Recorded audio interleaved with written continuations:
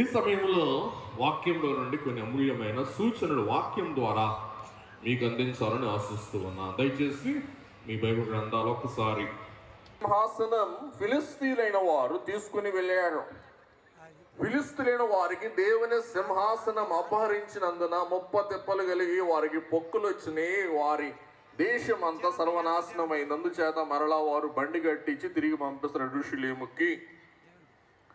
యెరూషలేములో దావీదు ఈ యొక్క మందస్సాన్ని ఎదుర్కొంటాడు. ఊరి బయటికి వెళ్ళి, మందస్సం అంటే దేవుని సన్నిధి.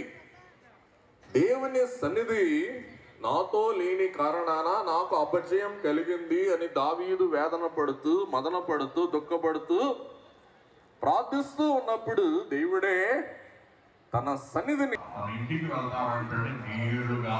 ఎందుకు? తన ఇంటి వారిని ఆస్వాదించే తన ఇంటి వారిని దీవించడానికి. ఒకసారి ఎవరన్నా బైబిల్ చదివేవారు ఉంటే మొదటి గ్రంథం